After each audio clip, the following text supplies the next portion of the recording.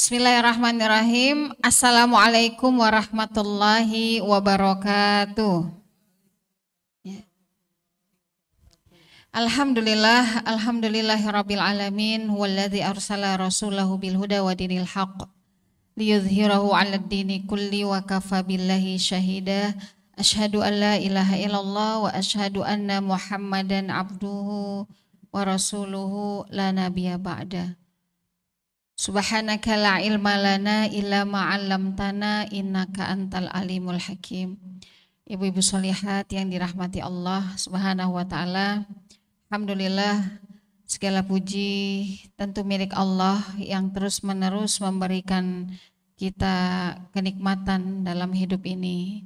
Semoga Allah senantiasa melimpahkan berkahnya kepada kita, rahmatnya kepada kita, dan semoga Allah luaskan rezeki kita, Allah mudahkan semua urusan kita, dan Allah berikan kita petunjuk di jalan Allah ini hingga kelak kita kembali kepada Allah dalam keadaan husnul khatimah. Amin ya rabbal alamin.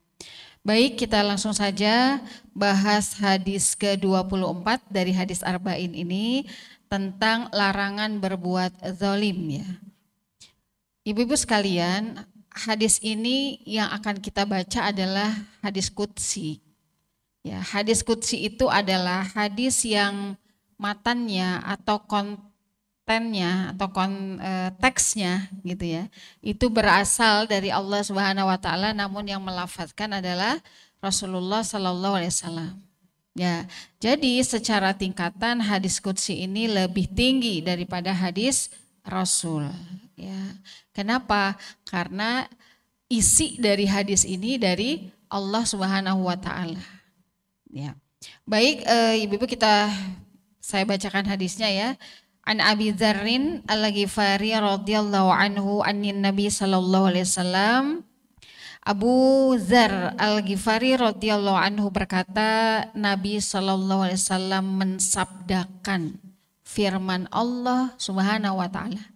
Jadi ini teksnya dari Allah namun tidak disebut sebagai wahyu.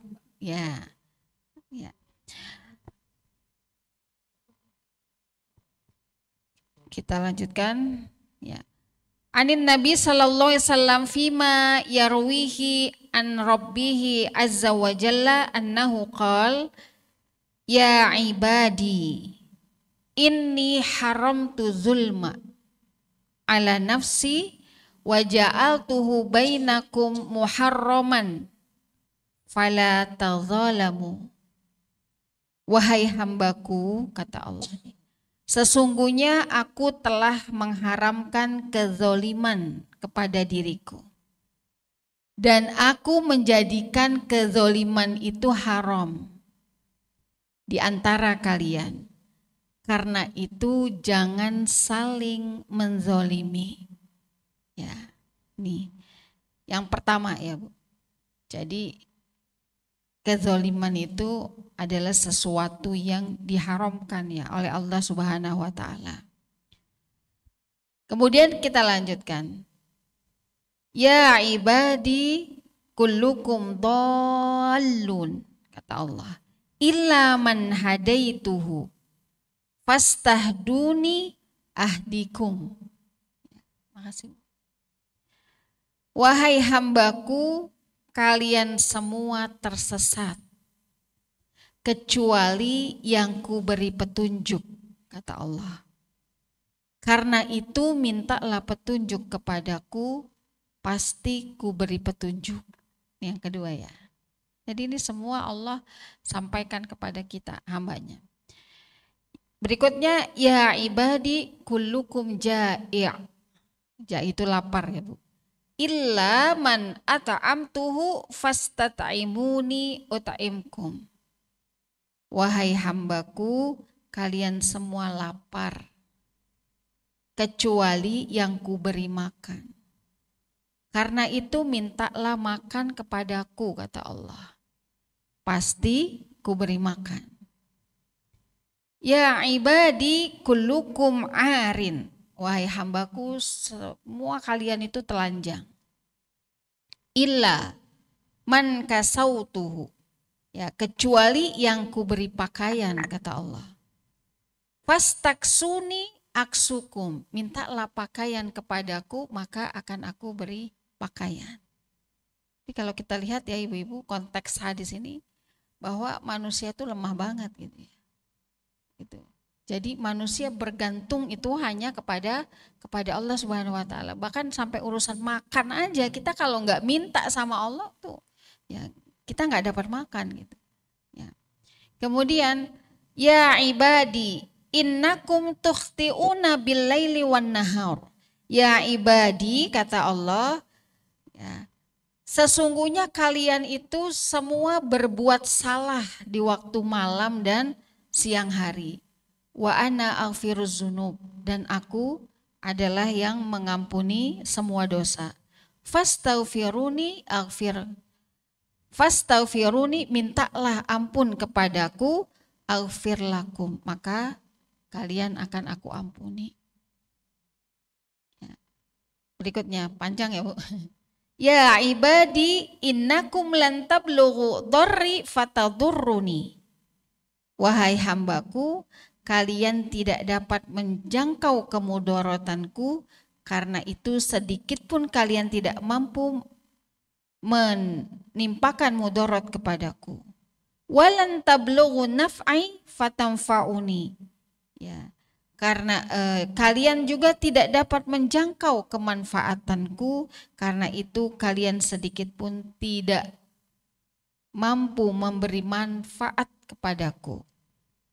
Ya ibadi, kata Allah, wahai hambaku, lau anna awwalakum wa akhirakum wa insakum wa jinnakum kanu ala atqa qalbi rajulin wahidin minkum ma zada dzalika fi mulki syai'an.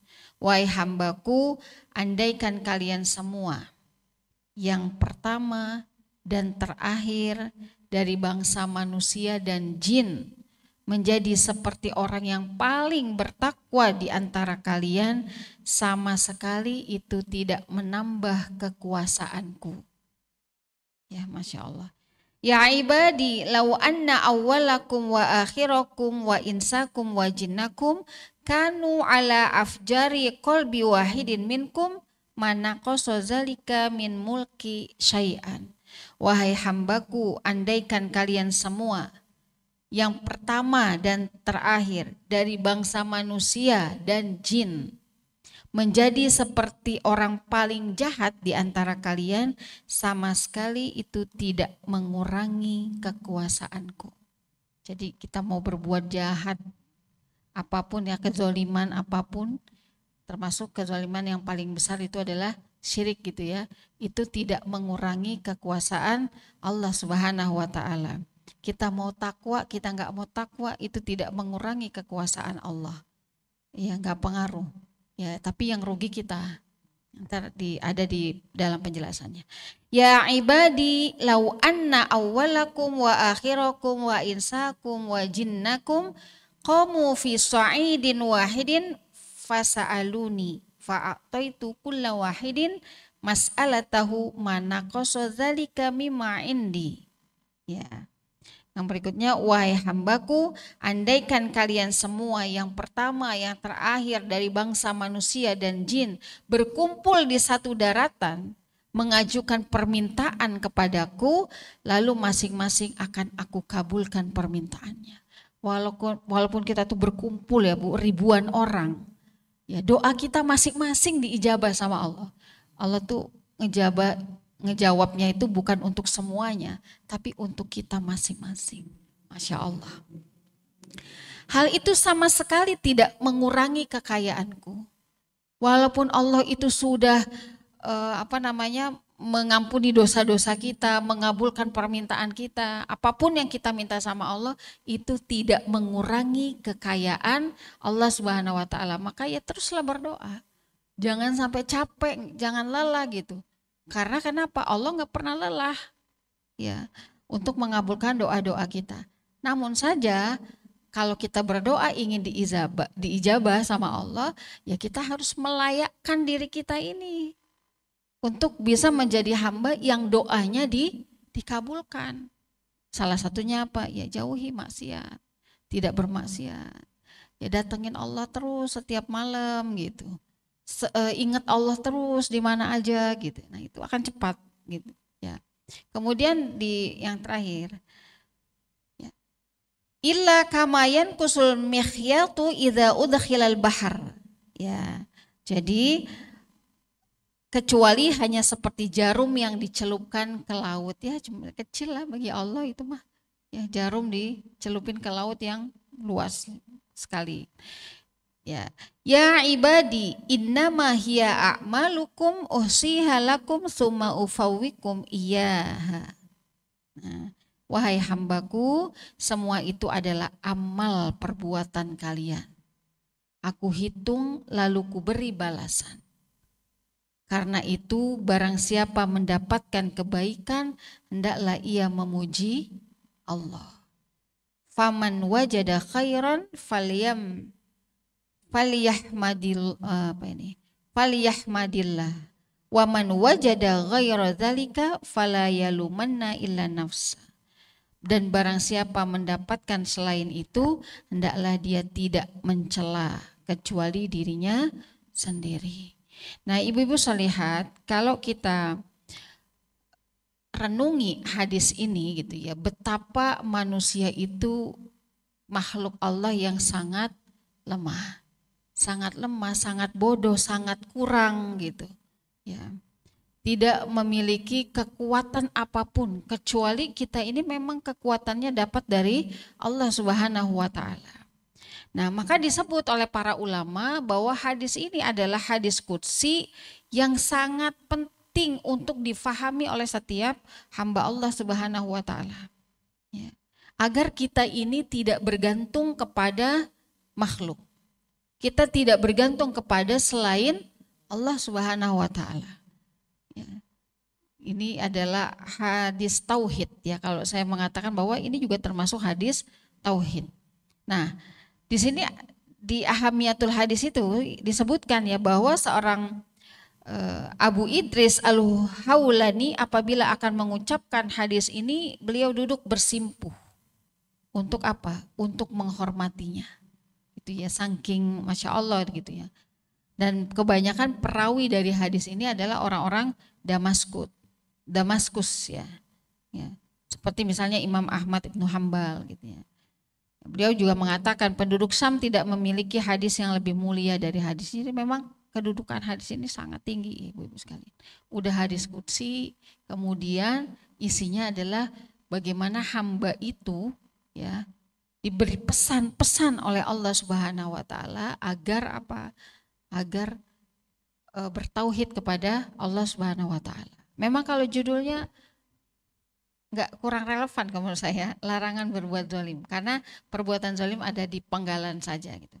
Namun secara keseluruhan hadis ini adalah hadis yang berbicara tentang ubudiyah, penghambaan ya, tentang ubudiyah.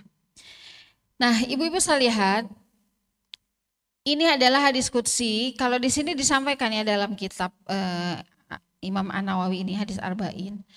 Hadis qudsi tadi udah saya sampaikan sedikit bahwa hadis yang dilafazkan atau diriwayatkan oleh Rasulullah SAW dari Allah melalui malaikat Jibril. Bisa lewat apa? Ya bisa lewat malaikat Jibril langsung, bisa lewat wahyu, ilham ya.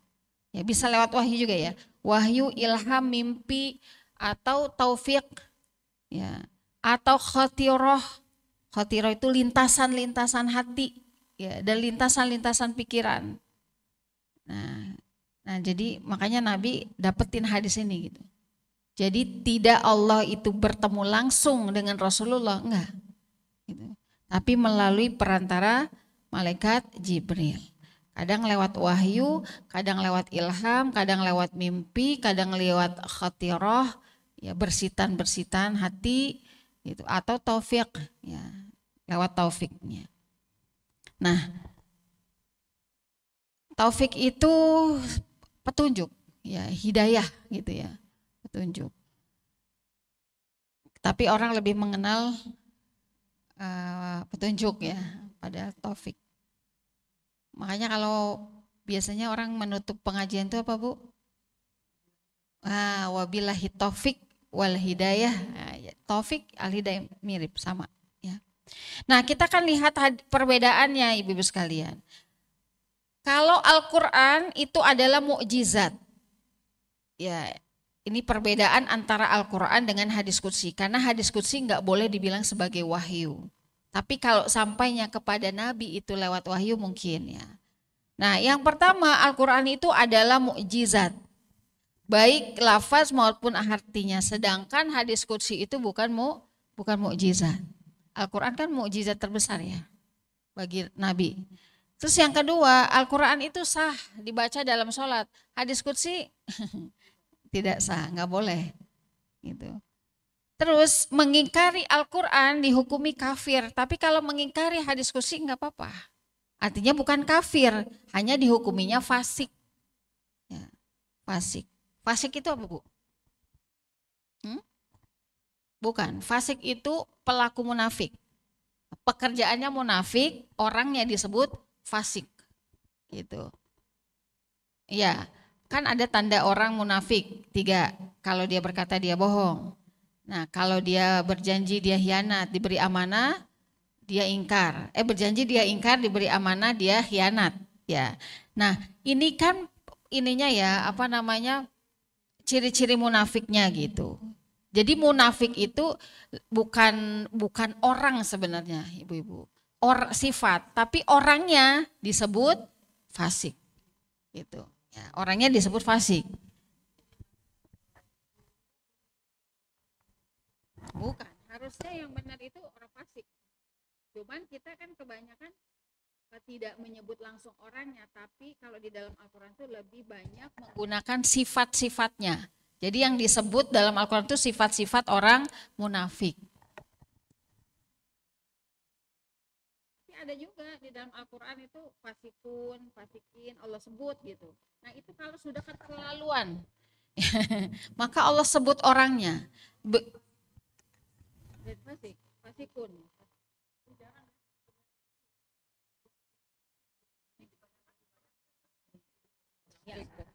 Itulah indahnya bahasa Al-Quran. Jadi dia menggunakan sifat, bukan orangnya langsung gitu. Ya. Nah, kan ya. Dia tuh orang munafik banget ya. Maksudnya sifatnya tuh munafik gitu. Iya, yang tepat itu dia orang fasik. Nah, itu. Tapi sifatnya yang lebih banyak dikeluarkan oleh Allah tuh redaksi-redaksi dalam Al-Quran tuh munafiknya, sifatnya gitu. Marah. Ya.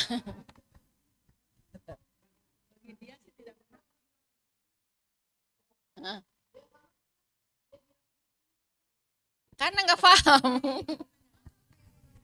Ya. Ingkar.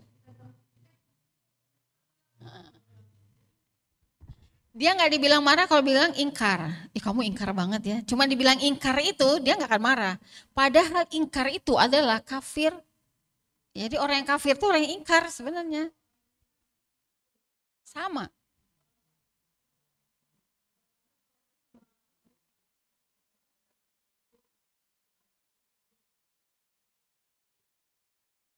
Munafik. Iya.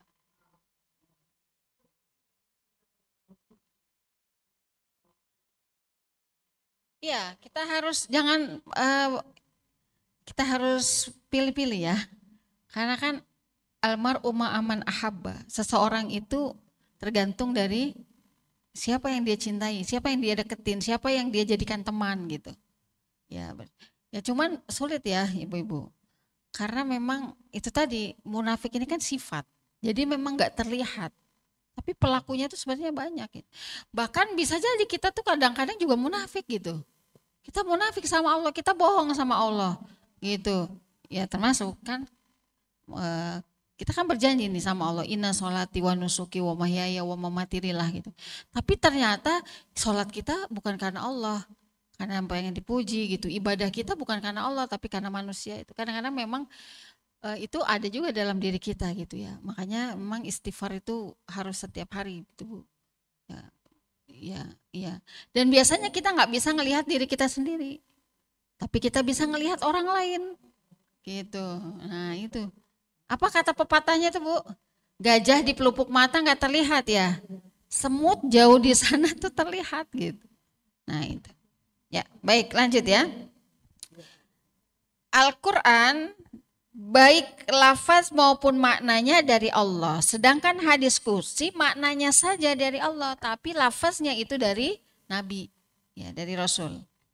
Ya, ya maknanya aja yang dari Allah. Makanya secara tingkatan hadis kursi itu memang lebih tinggi. Ya. Al-Quran tidak boleh diriwayatkan dengan maknanya saja, sedangkan hadis kursi itu boleh.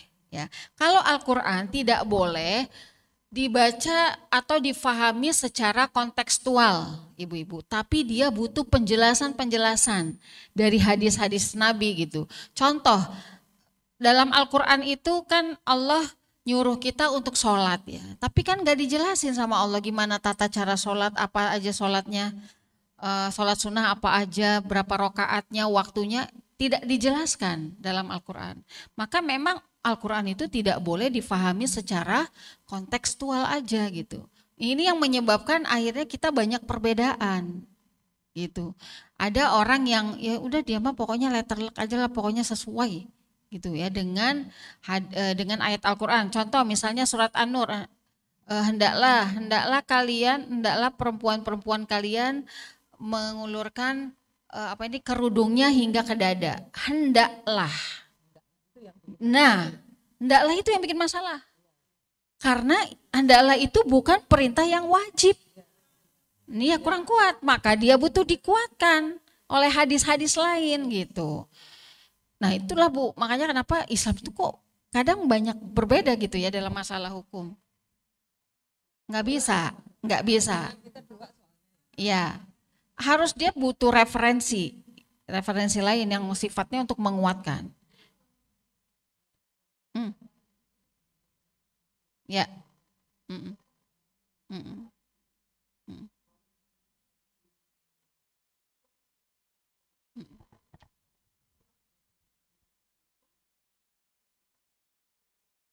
Ya, ya, ya.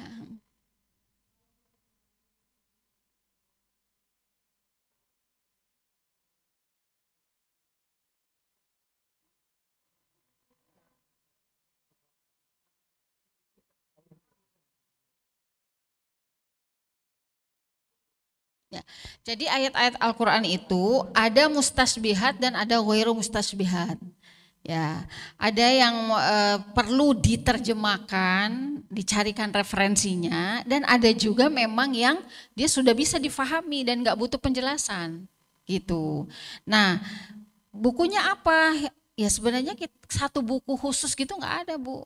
Memang referensi kita tuh harus banyak, gitu. Kayak misalnya kita bahas masalah tadi ya kerudung itu hendaklah, wah itu kata seorang ulama mengatakan ini kan hendaklah, hendaklah ini sebuah anjuran bukan sesuatu yang diwajibkan, berarti ini ayat termasuk ayat-ayat mustabihat yang perlu penjelasan.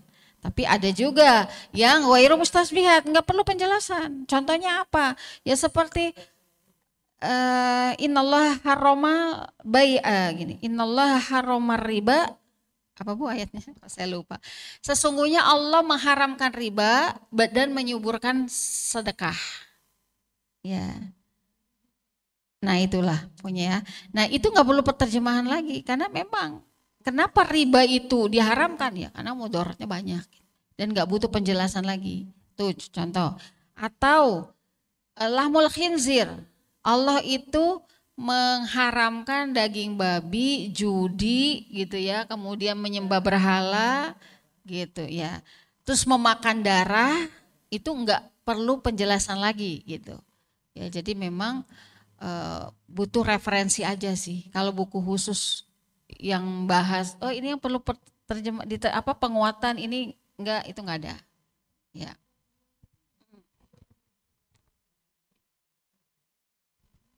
Ya itulah kadang-kadang terus akhirnya kita berbeda gitu, akhirnya kita berbeda. Ya. Itu yang dimaksud di poin yang kelima ya. Jadi Al-Qur'an tidak boleh diriwayatkan dengan maknanya saja, sedangkan hadis qudsi itu boleh. Berikutnya, Al-Quran tidak boleh disentuh oleh orang yang berhadas, tidak suci. Sedangkan hadis qudsi nggak ada syarat-syaratnya, boleh aja. Kalau kitab khusus tentang hadis qudsi ada, kumpulan-kumpulan hadis qudsi ada. Saya pernah lihat tuh di Gramedia. Ya, oh sekarang udah ada ya kumpulan, itu lebih enak.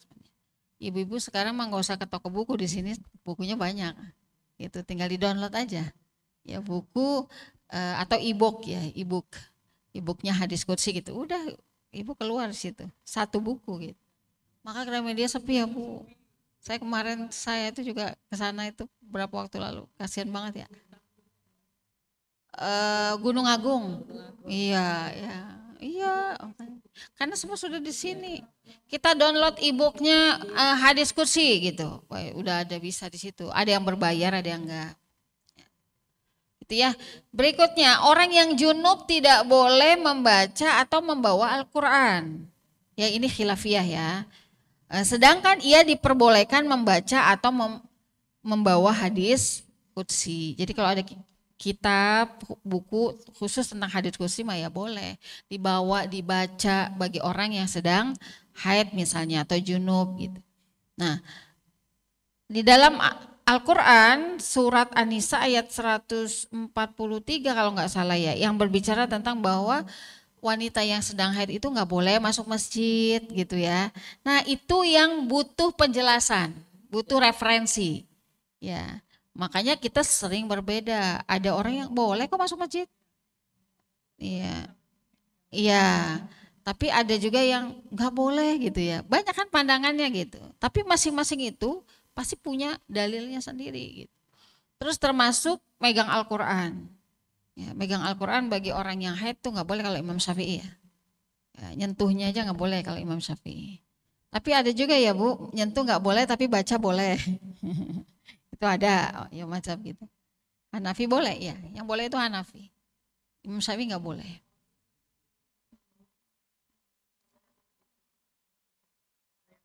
Syafi'i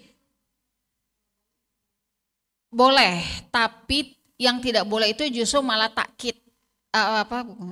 Ya taklid kok takkid. Taklid buta itu apa ya?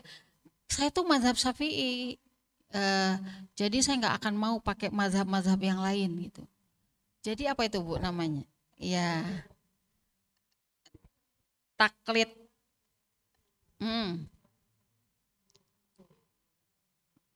Hmm. Boleh.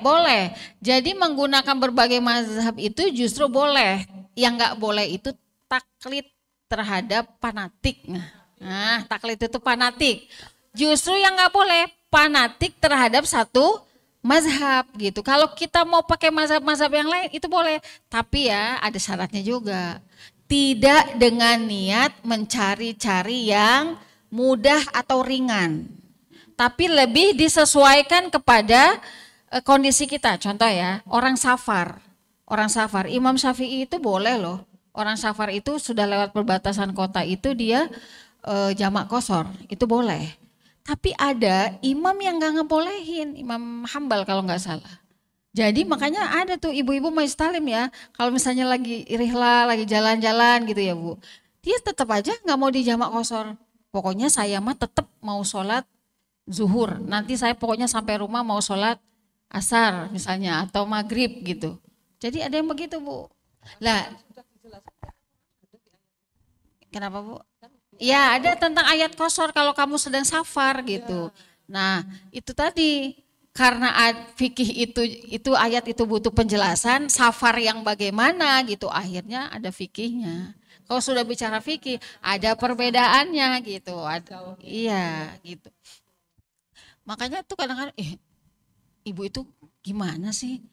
Dibikin sulit gitu loh, harus mampir-mampir rest area lagi gitu. Karena dia punya keyakinan, ya kan kita masih ketemu masjid, kita masih ngelihat masjid, jadi kita harus sholatnya full gitu. Nggak boleh jamak qashar. Tapi justru Imam Syafi'i, imam yang sangat strength gitu ya, sangat hati-hati gitu dalam hukumnya justru membolehkan. Iya. Iya, Allah kasih rukhsah. Ambillah itu karena itu hadiah gitu dari Allah. Iya. Iya, karena udah ada kosor gitu ya kalau safar. Mm-mm, mm-mm. Kosor jamak kosor. Justru Rasul itu mengambil rukhsah. Mengambil rukhsah. Iya, karena di dalam Al-Qur'an itu ada gitu. Iya. Ya, karena mereka hidup di zaman yang berbeda. Ya, di zaman dan di periode yang berbeda gitu. Seperti misalnya masalah urusan haid aja gitu. Kenapa dulu di zamannya Imam Syafi'i itu nggak boleh kita masuk masjid? Ya, ya karena dulu belum ada pembalut mungkin yang aman, yang lebih aman gitu. Nah, begitu zaman kesinian, murid-muridnya gitu membolehkan, tapi kan dengan catatan gitu, betul-betul menjaga gitu. Nah itu, jadi kan zaman selalu berubah ya. Dan fikih itu memang berubah sesuai dengan perubahan zaman. Ya, ya, hmm, ya. Iya sebenarnya itu ya itulah yang menyebabkan akhirnya banyak perbedaan kendaraannya gitu kan, jenis kendaraannya, kemudian waktu tempuh gitu. Nah itu. Ya tapi kalau yang kuat itu memang ya Imam Syafi'i ya harus jamak qashar boleh. Makanya Bu ada anak-anak di pesantren tuh ya, di sebuah pesantren dia sholatnya setiap hari jamak. Karena mereka menganggap kita musafir. Saya cari ini mazhab siapa ya gitu. Abu Hanifah. Jadi mereka itu di pondok itu ya sholatnya setiap hari jamaah. Musafir terus. Padahal bertahun-tahun gitu. Ya karena memang ada mazhabnya. Kenapa? Enggak. Ini saya kasih contoh ada anak ada pesantren yang begitu. Iya, ada pesantren yang begitu Bu. Jadi santrinya itu terusan aja jamaah.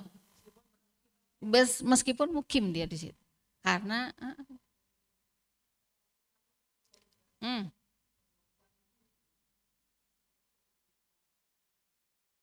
hmm.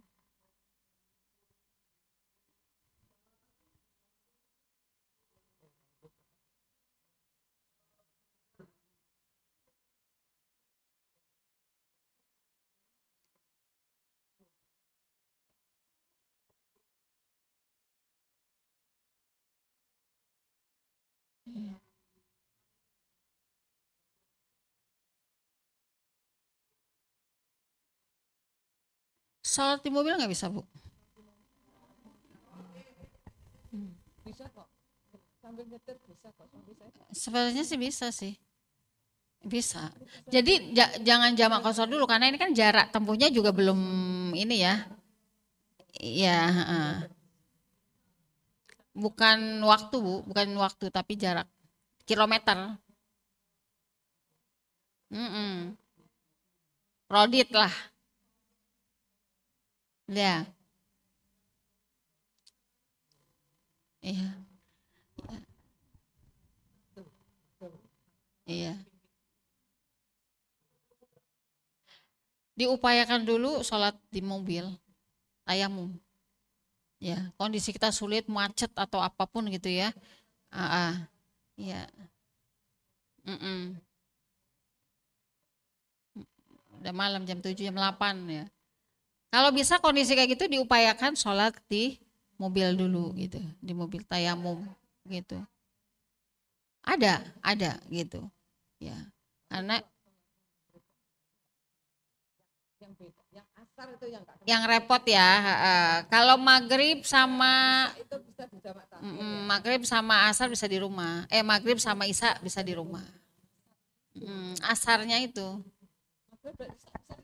jamak di rumah, jamak takhir. Bukan kosor, jamak aja, empat empat tetap, tiga empat. Mm-mm. Ya.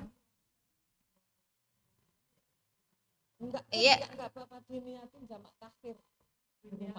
Iya, lebih nyaman gitu Mbak. lebih enak gitu. Karena kita mungkin di safar juga kan kondisi nggak apa ya nggak enak gitu ya Bu.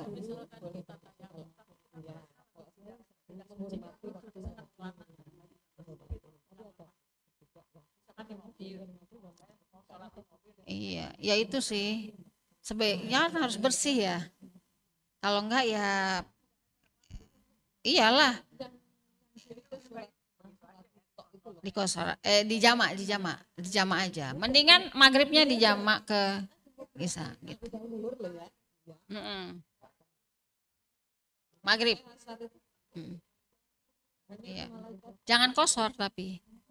Iya. Jamak kosor itu kalau kita sudah lewat batas kota sana udah jarak tempuhnya udah 80 kilometer itu kosor. Ini jamak tahir aja. Jadi kan beda ya, kalau jamak itu dikumpulkan, jadi 3 4 rokaatnya tetap. Kalau jamak kosor kan yang 4 jadi 2 2. Zuhur 2, asarnya 2 gitu jamak kosor. Nah, kalau kondisi kayak gini jangan jamak kosor, tapi jamak tahir aja. Gitu. Iya. Sama juga kalau misalnya kondisi kita tuh nggak bersih ya ibu-ibu. Kita kan makanya memang kalau perjalanan jauh itu ya kita tuh harus pakai panty liner gitu ya. Karena kalau mau sholat itu ya jadi ragu ya, karena kan kita nggak bersih gitu. Sementara syarat sah sholat itu suci dari hadas besar dan hadas kecil. Itulah pentingnya ilmu. Iya, Ilmu. harus ada ilmu. Eh, Iya, iya makanya nggak ada sabun, nggak ada tisu. Ya, tisu sih kita masih bisa bawa lah gitu ya. Tapi untuk memastikan itu bersih itu ya sulit ya kalau kita dalam perjalanan. Oh gitu. Oh gitu. Ya alhamdulillah. Iya.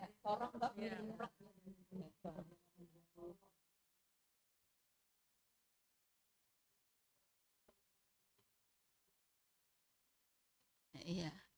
Memang harus kalau kita nggak tahu ya nggak apa-apa. Tapi kalau kita udah ngelihat nih baju kita bagian bawah terkena najis, maka harus disuci. Harus dicuci pakai air aja di keran. Mm-mm. Tapi kalau misalnya kita nggak tahu, ya tiba-tiba udahlah kita sholat gitu nggak apa-apa. Makfun itu kalau kita nggak tahu, kita nggak ngelihat gitu ya dengan mata kita, gitu. Nggak apa-apa. Cuman kalau kita udah ngelihat ini adalah najis ya harus dibersihkan.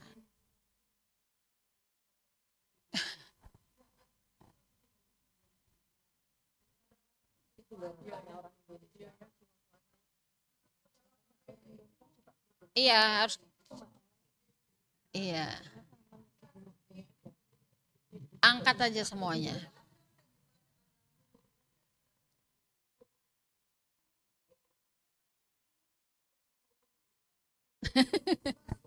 Bawa Iya, jepit akarnya. iya. Oke, ya lanjut ya. Barang siapa yang membaca satu huruf dari Al-Quran, maka ia akan mendapatkan 10 kebaikan. Sedangkan sekali membaca hadis kursi tidak berpahala gitu. Jadi itu beda ya bedanya. Terus yang berikutnya, jual beli Al-Quran hukumnya haram. Menurut pendapat Imam Ahmad atau makruh menurut mazhab Syafi'i. Sedangkan jual beli hadis qudsi tidak makruh, apalagi haram. Ibu-ibu paham nggak jual beli Al-Quran di sini? Ya, jadi ada 2 pendapat. Ya, pendapat pertama adalah jual beli Al-Quran secara fisiknya Al-Quran, gitu. Iya, seperti yang kita beli Al-Quran gitu ya di toko buku, di Gramet. Nah, itu ada 2 pendapat. Ini yang pendapat ini. Yang Imam Ahmad itu haram. Ya. Yang Imam ya Syafi'i, mazhab Syafi'i itu makruh. Makruh itu artinya tercela. Enggak, tercela, dibenci. Itu makruh. Ya. Itu ya. Jadi yang pertama, jual beli mushaf benda fisiknya ya, fisiknya Al-Quran. Jadi itu ya, menjual kitab Al-Quran dalam bentuk mushaf, yaitu kitab yang bertuliskan huruf-huruf Al-Quran. Hukum jual beli mushaf ini diperbolehkan oleh sebagian besar ulama. Namun Imam Ahmad tidak memperbolehkan, hukumnya haram. Nah, jumhur ulama membolehkan. Selama apa? Selama tujuannya itu untuk mempermudah umat Islam mendapatkan Al-Quran. Nah, itu. Jadi jumhur, pokoknya semua ulama sepakat boleh kecuali Imam Ahmad. Menurut Imam Ahmad haram, nggak boleh. Ya, jadi itu. Kemudian kenapa? Karena itu bukan ayat-ayatnya, tetapi lebih kepada untuk membayar proses percetakannya, itu penerbitannya, gitu. Jadi untuk bayar jasa itu, gitu. Jadi itu diperbolehkan menurut jumhur. Nah, ya dengan tujuan tidak mencari keuntungan dunia. Makanya kalau kita beli Al-Quran tuh Bu nggak boleh ditawar. Saya dulu dipesanin banget sama guru saya, kalau kita beli Al-Quran tidak boleh nawar, gitu. Kenapa? Karena selama ada tawar menawar di situ disebut sebagai transaksi jual beli, gitu. Ya kan? Transaksi jual beli syaratnya ada apa?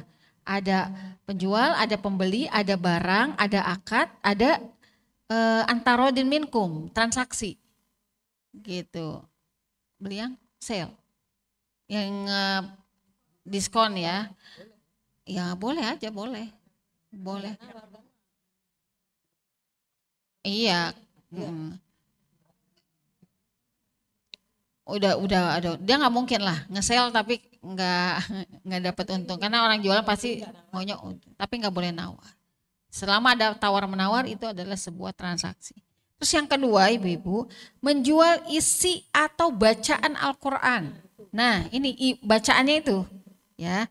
Contoh, menjual bacaan doa atau ayat Al-Quran sebagai jasa komersial. Dulu saya pernah ada sebuah event acara, saya minta tolong dong hadirkan qoriah atau qori gitu. Nah ternyata mereka sudah punya tarif, itu nggak boleh. Jadi para qoriah itu nggak boleh kasih tarif. Ya kalau dia misalnya membacakan Al-Quran di sebuah acara besar gitu ya. Tapi kalau mereka mendapatkan ujroh atau bisyarah atau kafalah isinya lah gitu ya, itu diperbolehkan, boleh saja. Tapi dia nggak boleh narif. Iya, tergantung aja yang punya acara mau ngasih berapa gitu. Karena pernah ada kejadian Bu, dia punya tarif sekian, nah kita nggak bisa bayar sekian hanya untuk baca Al-Quran aja gitu kan. Akhirnya dia nggak mau. Dan ujung-ujungnya akhirnya membaca ya udah dari panitia aja dah yang baca Al-Quran, gak usah qori gitu. Nah itu yang nggak boleh. Ya. Hmm. Ya.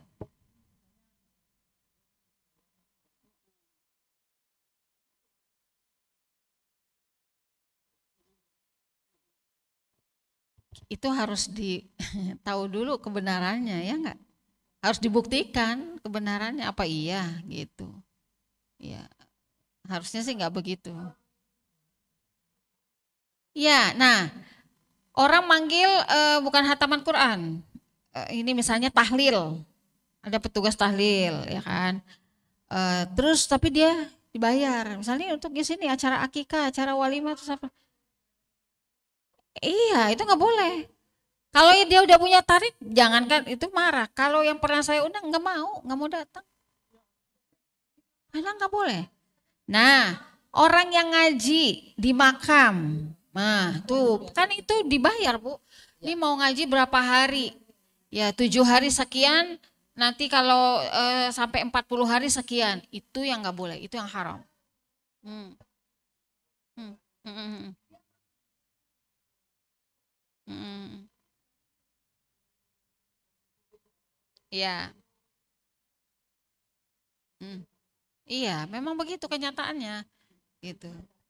Nah, makanya ini yang dimaksud ya menjual isi atau bacaan Al-Qur'an itu, gitu ya. Nah, ini nggak dibenarkan. Kenapa? Karena bacaan Al-Qur'an itu bukan barang dagangan, itu wahyu Allah gitu.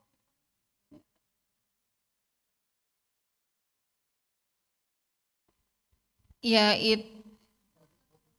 ya itu pasti sebelumnya kan ada akad ya. Nah kita nggak tahu kan akadnya bagaimana gitu. Dan tujuannya apa gitu. Ya.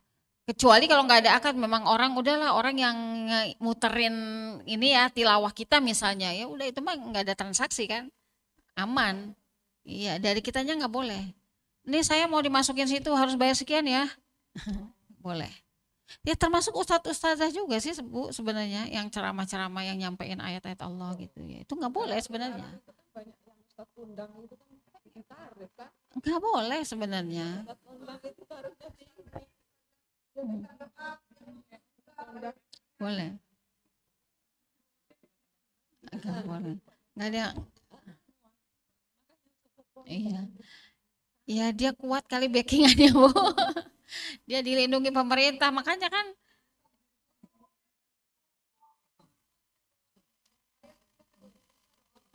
Iya nggak boleh.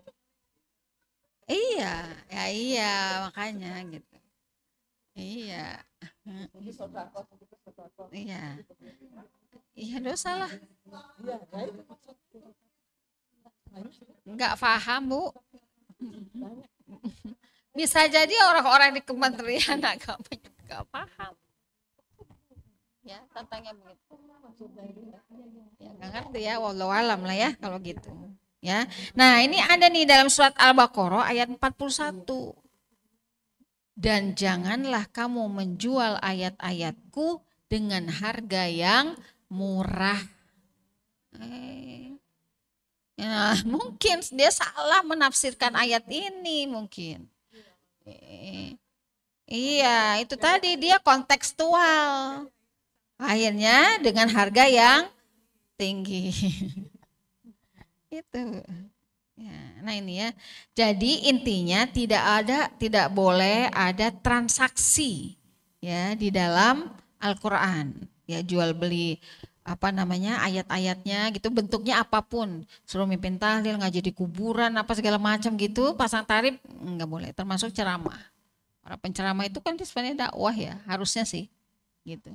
Ya, tapi biasanya kalau dia sudah masuk TV gitu, dia punya tim gitu ya. Itu kadang-kadang timnya itu. Ya. Iya.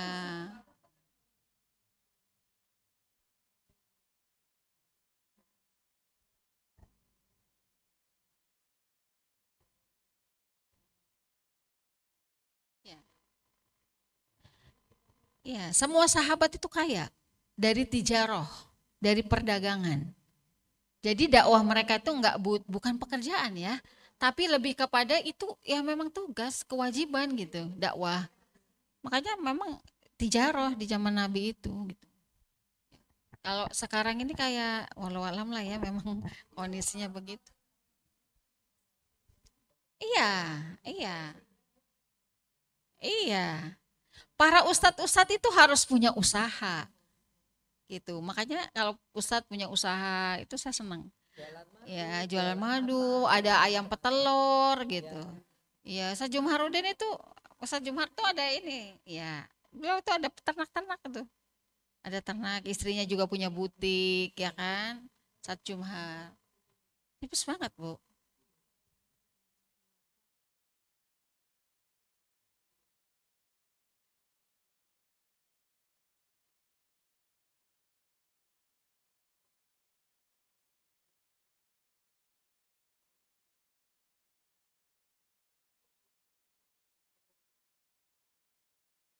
Iya, tapi sekarang udah banyak pesantren-pesantren yang ada bisnisnya. Anak-anak dilatih untuk itu gitu. Ya. Baik, lanjut ya. Itu yang dimaksud. Dah selesai. Baik, yang kedua Allah mengharamkan kezoliman atas dirinya. Ya. Surat Qaf tuh. Ya. Dan tidaklah aku berlaku zolim terhadap para hamba. Sesungguhnya Allah tidak menzolimi manusia sedikit pun. Sesungguhnya Allah tidak berbuat zolim meskipun hanya sebiji sawi. Jadi banyak ayat-ayat dalam Al-Quran yang menjelaskan bahwa Allah itu nggak pernah zolim, nggak pernah menyalahi janji, nggak pernah Allah bilang nanti kalau kamu begini dikasih pahala terus Allah ingkar gitu, nggak pernah. Gitu. Bahkan Allah akan sempurnakan ya seluruh pahala-pahala kita nanti di hari akhirat. Baik, yang ketiga, Allah melarang hambanya berbuat zolim. Nah, di sini disebut bahwa kezoliman itu ada dua. Pertama, kezoliman terhadap diri kita, yang kedua, kezoliman terhadap orang lain. Kezoliman terhadap diri sendiri yang paling besar dosanya, itu adalah syirik. Nah, itu. Dalam surat Luqman ya, ayat 13. Karena berbuat syirik berarti memposisikan makhluk pada posisi sang pencipta. Padahal bagi Allah tidak ada sekutu. Makanya tadi hadis yang panjang tadi itu Bu, itu menjelaskan kepada kita, menguatkan kepada kita bahwa enggak boleh minta tolong selain kepada Allah. Yang tingkatannya di bawah syirik adalah maksiat. Jadi kalau kita bermaksiat, kita berbuat dosa gitu, itu sebenarnya kita sedang menzolimi diri kita sendiri. Ya, dosa besar maupun dosa kecil. Nah, semuanya itu adalah kezaliman terhadap diri sendiri. Maka itu yang Allah larang banget gitu. Ya. Terus yang kedua, kezaliman terhadap orang lain. Ya. Kita udah tahu lah ya, kezaliman terhadap orang lain ini bahwa menyakiti orang lain, ya, menganiaya, mencela dan lain sebagainya, menipu, termasuk memfitnah, membunuh. Ya. Abdullah bin Umar radhiyallahu anhu berkata bahwa Rasul bersabda sesungguhnya kezaliman adalah kegelapan nanti pada hari kiamat. Ya. Abu Musa al-Asy'ari radhiyallahu anhu berkata bahwa Rasul bersabda sesungguhnya Allah memberikan tempo kepada orang yang zalim, hingga apabila dia menyiksanya, dia tidak akan melepaskannya. Kemudian beliau membaca ayat, dan begitulah azab Tuhanmu apabila dia mengazab penduduk negeri-negeri yang berbuat zalim, sesungguhnya azab itu sangat pedih. Surat Hud ayat 102. Kita seringkali melihat orang itu kayak gitu tapi kok nggak mati-mati ya. Orang itu jahat banget ya tapi kok panjang ya umurnya gitu. Ya memang Allah kasih tempo. Allah sedang kasih tempo supaya sadar, supaya dia bertobat kepada Allah, supaya nanti Allah tuh nggak lama-lama gitu ngadilinnya. Nah itu kan bahasanya kan begitu, dia tidak akan melepaskannya gitu sebelum dia itu bertobat gitu ya. Makanya itulah sifat Rahman dan Rahimnya Allah ya. Ya sudah selesai seperti Firaun. Mm-mm.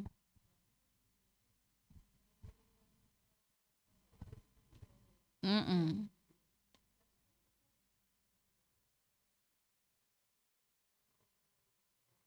Ya sudah, itulah akhirnya. Sesuatu yang Gitu. jelek datangnya dari hambanya ya. Iya, walau alam, belum nggak tahu gitu. Iya hanya Allah gitu.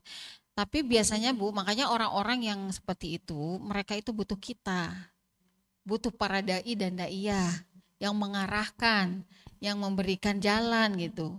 Kalau kita punya teman saudara gitu ya, kita tahulah dia tuh kayak gitu, nggak pernah sholat segala macam, jangan ditinggalin gitu. Mungkin dia lagi nggak sadar juga gitu. Ya udah 60 tahun belum mau sholat gitu. Tapi usianya panjang, ya dikasih tempo sama Allah sampai dia sholat. Makanya harus ada apa ya upaya gitu di antara kita nih para dai daiyah gitu. Makanya Allah bilang setiap kamu itu adalah penyeru. Setiap kita itu dai itu bukan yang ceramah aja, bukan. Setiap kita ini adalah dai gitu. Boleh menyeru orang gitu untuk berbuat baik. Ya amar ma'ruf nahi mungkar itu. Dia kadang-kadang bisa jadi dia nggak sadar kalau dia itu sedang dikasih tempo sama Allah. Jadi kita yang sadarlah, yang bantuin dia gitu. Ya. Dulu saya pernah juga tuh ada waktu saya masih kontrak tuh ya Bu, yang punya rumah kontrakan saya nggak pernah sholat tapi baik banget ibunya tuh, baik banget lah. Pokoknya luar biasa kebaikannya mah. Tapi mau baik kayak apapun dia kalau nggak sholat nggak bisa kebaikan itu menutup dosa-dosa dari dia tidak sholat. Saya bilang ibu kenapa belum sholat gitu, udah usia 60. Nanti dulu apa eyang aja katanya ibu saya itu waktu sholat itu ya waktu mulai sholat itu ya di usia 60-an sekian katanya. Nanti saya mau kayak ibu gitu. Oh kayak gitu. Iya sampai kayak gitu ya. Iya menghero ibunya tapi terus akhirnya dia pindah ke Jogja. Berapa tahun berikutnya itu wafat. Pas dapat saya dapat kabar wafat, saya lagi nanya udah sholat belum ya? Tanya-tanya saya sama dia, ya Allah sayang banget lah ibu ya kalau nggak sholat itu amalnya baik banget. Banyak banget amal solehnya. Tapi tetap aja nggak sholat mak nggak bisa. Ya, sama orang yang nggak sholat itu sama juga dengan dia menzolimi dirinya sendiri gitu. Ya, baik yang terakhir merasa butuh kepada Allah. Kita ini Bibi Solihat, kita merasa butuh kepada Allah karena kita sebagai abdun, kita sebagai hamba. Ya, untuk apa? Untuk mendapatkan kemaslahatan, keselamatan. Maka doa kita Rabbana atina fid dunya hasanah wa fil akhirati hasanah wa qina adzabannar. Tujuan hidup kita itu sebenarnya. Kita ingin selamat dunia akhirat dan dijauhkan dari api neraka. Itu ending hidup kita tuh seperti itu. Ya. Kita butuh hidayah Allah, kita butuh dikasih rezeki, kita butuh dikasih rahmat, kita butuh dikasih ampunan sama Allah gitu. Maka di hadis ini dijelaskan penghambaan itu bentuknya ada 3 dan harus kita lakukan sebagai hamba yang butuh dengan Allah. Ya. Di sini disebut ubudiyah. Ubudiyah itu ada 3. Pertama memohon, ya, memohon kepada Allah. Allah sangat senang jika ada hambanya yang menampakkan rasa butuh, gitu ya, dengan memohon kepadanya dalam segala urusan. Bahkan kalau ada yang nggak pernah memohon, nggak pernah doa sama Allah, nggak pernah minta, Allah nggak suka karena dia sombong kata Allah. Gitu. Ya. Baik yang ya.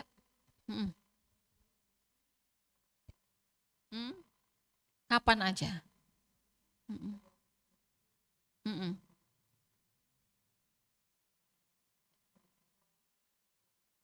Mm-mm.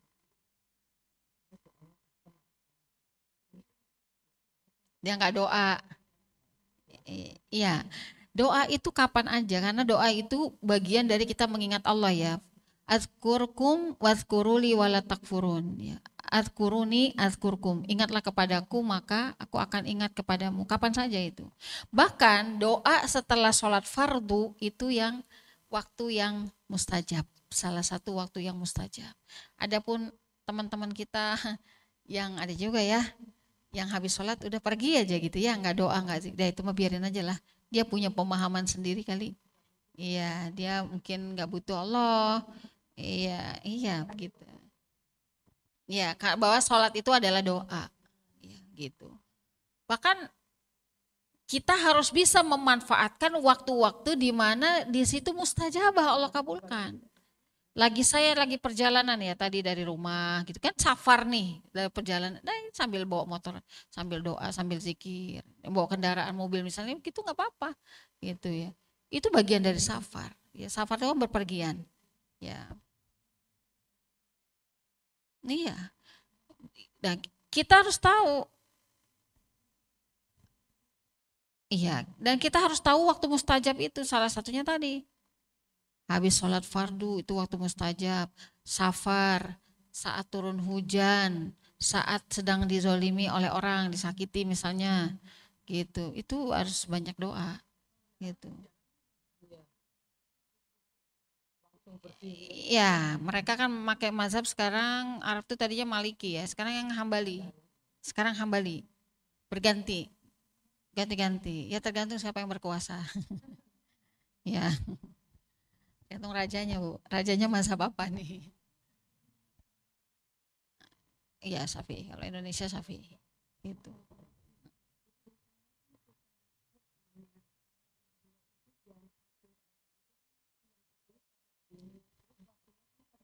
Mm-mm.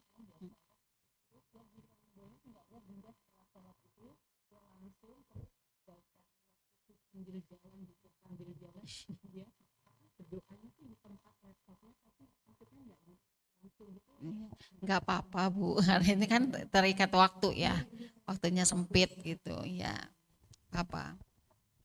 Nah itu ya, baik yang berhubungan dengan dunia maupun akhirat, doa kita ini harus balance. Ya, jangan minta dunia aja, akhirat lebih penting. Makanya Robbana atina Fit dunya hasanah wa fil akhirati hasanah. Kenapa dibelakangin akhiratnya sama Allah? Karena akhirat panjang. Gitu, kekal. Kalau dunia sementara, jadi diduluin sama Allah. Nanti kalau kamu udah nggak berada di dunia, ujungnya adalah akhirat. Maka kalau kita doa ini, pertama minta kita ini diwafatkan dalam keadaan beriman kepada Allah. Itu paling penting, Bu. Gitu. Ya. Setelah itu ya husnul khotimah, diberi nikmat dalam kubur. Barulah udah akhirat selesai, baru kita mau apa minta dengan urusan dunia kita. Ya. Iya, itu udah pasti.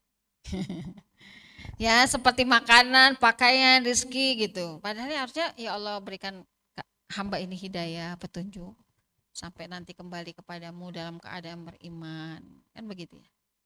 Baru yang lain-lain mah tambahin terakhir aja.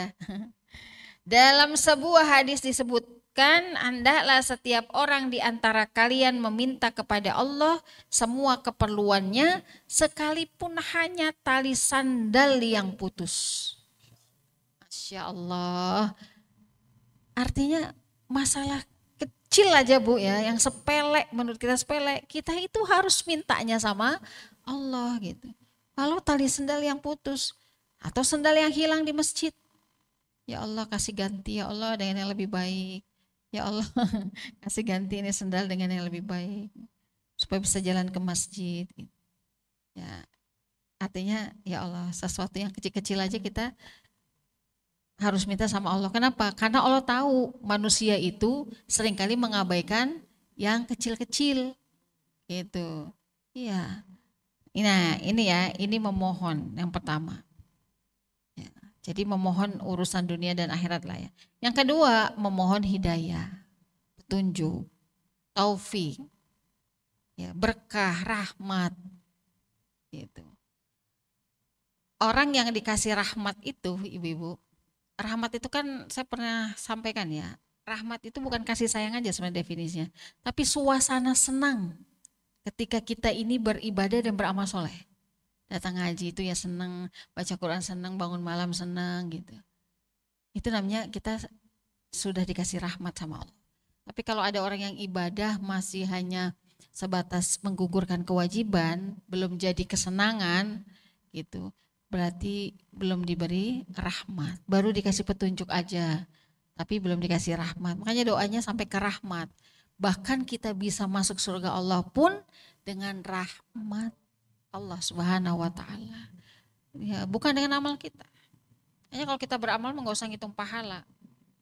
Ya, enggak usah ngitung pahala. Pasti ada pahala kalau kitanya ahsanu amala, amalnya itu baik, ikhlas, tulus gitu. Ya.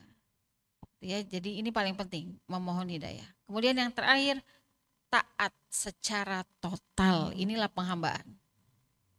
Yaitu dengan mentaati semua perintah Allah dan kita jauhi larangan Allah. Semua rambu-rambu lalu lintas akhirat yang Allah berikan kepada kita ya harus kita taati. Kalau kita mau selamat. Ya di dunia juga gitu ya. Kalau traffic light itu kita langgar, maka kita nggak akan selamat. Pasti ada aja kecelakaannya. Nah begitu juga dengan kita. Nah ini ibu-ibu. Ya, jadi hadis ini ditutup dengan bahasan bahwa manusia itu dia harus mengaku bahwa dirinya adalah sebagai abdun, sebagai hamba Allah.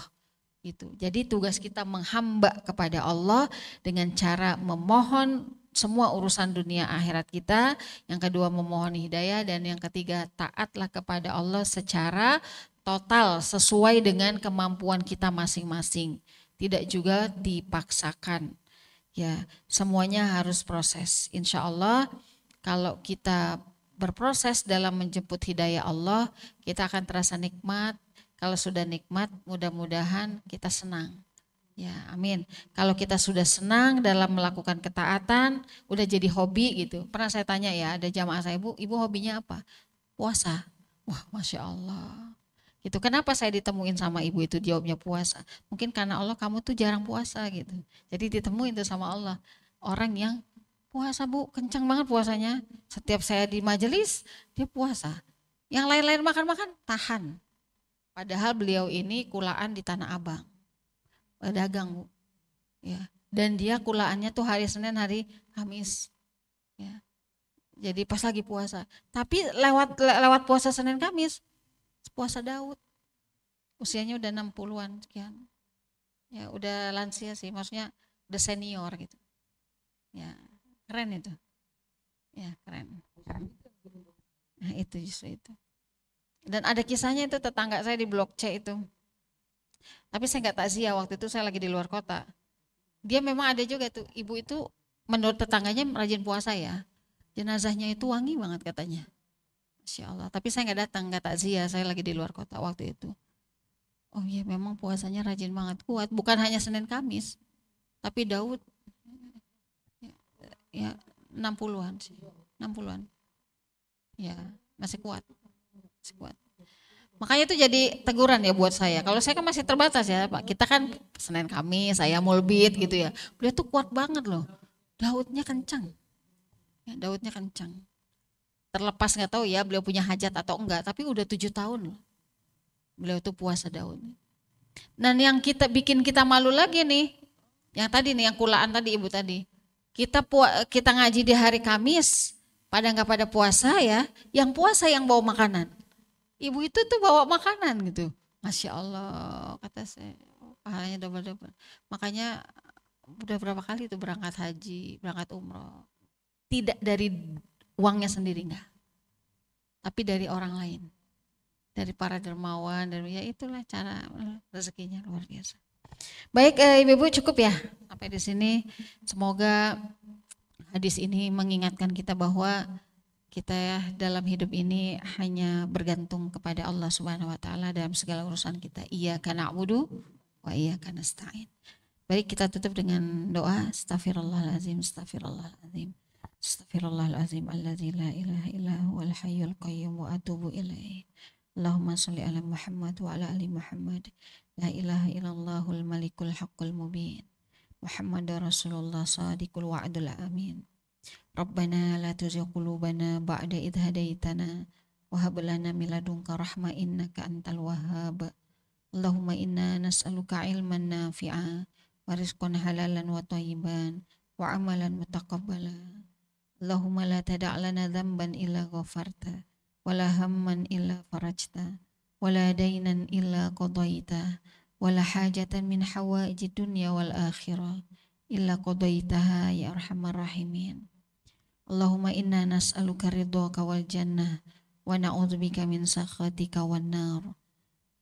Allahumma la sahla illa ma ja'altahu sahla wa anta taj'alul hazna idza syi'ta sahla. Rabbana atina min ladunka rahmah wa hayyi' lana min amrina rasyada. Rabbana hab lana min azwajina wa dzurriyyatina qurrata a'yun waj'alna lil muttaqina imama. Rabbana fir lana dzunubana wa liwalidina warhamhum kama rabbawna shighara. Rabbana taqabbal minna innaka antas samiul alim wa tub alaina innaka antat tawwabur rahim. Rabbana atina fid dunya hasanah wa fil akhirati hasanah wa qina adzabannar. Subhana rabbika rabbil izzati amma yasifun. Wassalamun alal mursalin walhamdulillahi rabbil alamin. Amin amin ya rabbal alamin. Kebenaran tentu milik Allah, semoga menjadi hidayah. Salah, kurang, hilaf datang dari saya sebagai hamba Allah yang lemah. Mohon dimaafkan ya ibu-ibu, mohon maaf lahir batin semuanya. Assalamualaikum warahmatullahi wabarakatuh.